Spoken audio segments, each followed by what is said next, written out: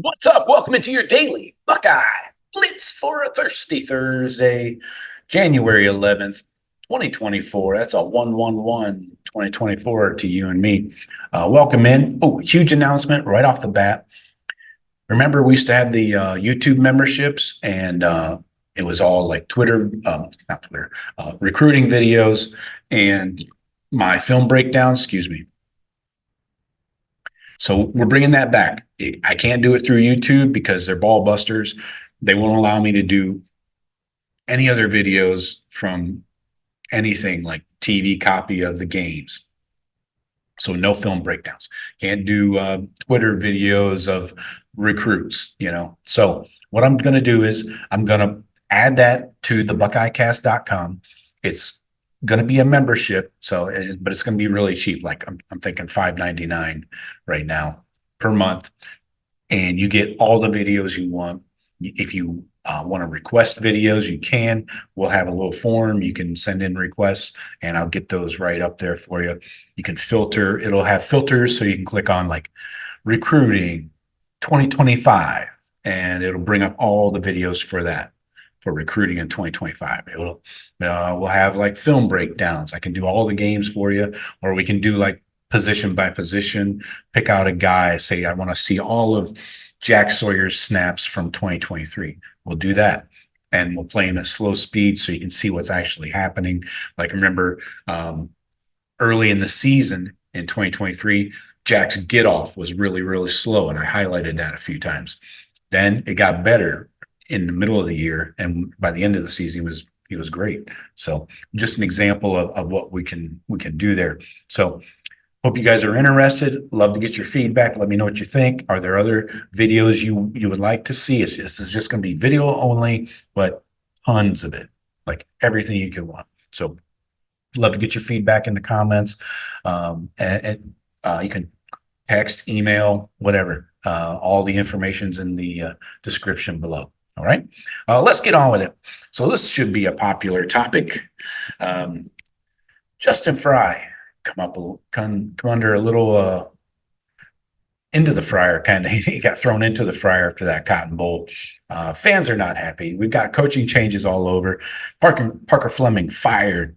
Matt Guerrieri coming in to coach the safeties. Perry Eliano out. So let's talk about our guy, Justin Frye, the Frye guy.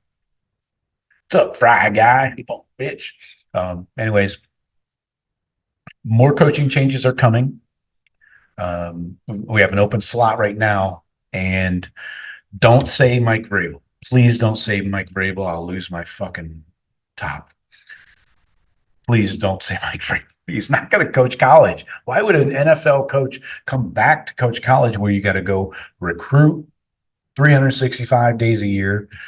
You work nonstop, more than an NFL coach. In the NFL, the players have a limit on the number of hours they can practice and shit, and be in the facility. So you're going to sit there, they have weeks and weeks off over the summer before the season starts in the NFL. Not in college. You get like a week, maybe.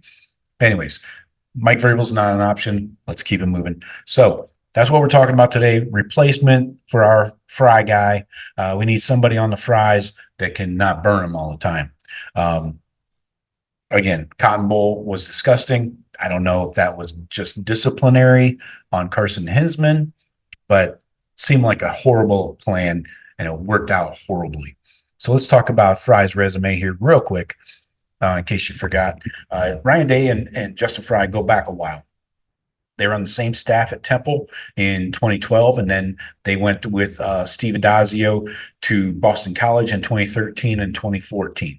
So they both worked together for a few years there in a row under Adazio's tutelage. Then Frye, his first season with UCLA, what was that, like 2018 or some shit? I don't know. Doesn't matter. In his first season, though, they went from 113 yards rushing per game up to 154.8. So respectable. I think it was 2017. But anyways, in 2020, they went up to 230 yards per game. And then Frye was named the offensive coordinator following the 2018 season. Ryan Day hired Justin Frye in January 2022, so it's only been 2 years.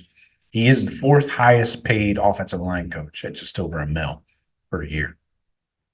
Let's talk about some rising stars, though, some options here. Nick Cardwell, Cincinnati offensive line coach, made the move with Scott Satterfield from Louisville to Cincinnati, right across the river, and worked under Satterfield in 2022, 2023, I believe. And yeah, at Louisville, Caldwell produced 2 all-ACC offensive linemen, and they ranked number 2 in the conference in rushing offense in 2022. Prior to that, he worked 2 years at App State. That was his alma mater where he played. His 2021 offensive line group was a semifinalist for the Joe Moore Award. Respect. And 3 of the 2021 O linemen received all-conference honors. A quote from one of his coworkers, his coaches, says, quote, "He's so driven. He's real conscientious about coaching those guys and how he prepares those guys on a daily basis. He's a relentless recruiter, just the total package." Recruiting is priority 1 in college football. Next up, Jim Harding. This is an Ohio guy, so I wanted to let the cat out of the bag there early. He's Utah's offensive line coach. He's been at Utah since 2014. He was one of the top O-line coaches in the country. He has 2 first-team all Pac-12 offensive linemen in 2022. In total, he's now produced 8 first-team all-conference since 2026. 6 of his Utah offensive linemen have been drafted. So this guy is cranking them out and developing. He's also an excellent recruiter. He landed 2 top 100 recruits in Utah's 2023 class. He beat out schools like Oregon, USC, Stanford for class of 2024 4-star O-lineman Isaiah Garcia. Kyle Winningham said about Harding last year. He said, quote, "Jim Harding, as I've said many times, is one of the best offensive line coaches in the country at any level." Those are big words. I think we all respect Kyle Winningham and his coaching style. As a player, Harding was a 4-year starting O-lineman at Toledo, University of Toledo Rocket. He was first-team all-conference and a team captain as a senior in 2000 for the Rockets, and they finished 10-1, ranked in the top 25, which is a big deal for the Rockettes. Go Falcons. Eat it. Next up, Scott Huff, Washington's offensive line coach. He's been at Washington since 2017. He worked under the last 3 coaches, Chris Peterson, Jimmy Lake, and now Kalen DeBoer. Under Huff, the Huskies have had 7 first-team all Pac-12 O-line selections, and his O-line only allowed 7 sacks in 2022, second lowest in all of college football. They were 25th ranked rushing offense, and 2023 they were the Joe Moore Award winner. So another solid choice. Not sure he's going to leave Washington unless he's got a huge paycheck involved. Next up, Eamon Nagavi. He's Houston's O-line coach. In 2022 with Tulane, he helped the Green Wave improve their rankings from 74th to 12th nationally in rushing touchdowns and 73rd to 19th scoring offense. Under Nagavi, 3 Tulane offensive linemen were all AAC, and including 2 first-team selections. Before that, he worked at Georgia State, where he coached 2 all-conference linemen. And as a player, he was a 3-time all-conference offensive lineman at McNeese State. Dana Holgerson said about hiring Nagavi, quote, he has tremendous knowledge of the game for more than 10 years of experience. He's a Houston area guy, former team captain, state champion at Katy High School, who has been successful everywhere he's been. When you look at what Tulane did offensively up front last year, they were extremely disciplined and effective. So big pat on the back there from Holgerson. Last guy I wanted to bring up is Phil Trotwine, Penn State O-line coach. He was a two-time All SEC tackle under Urban Meyer at Florida. He's now the leader of one of the nation's best offensive line units. All five of Penn State's starting O linemen in 2022 earned all Big Ten awards.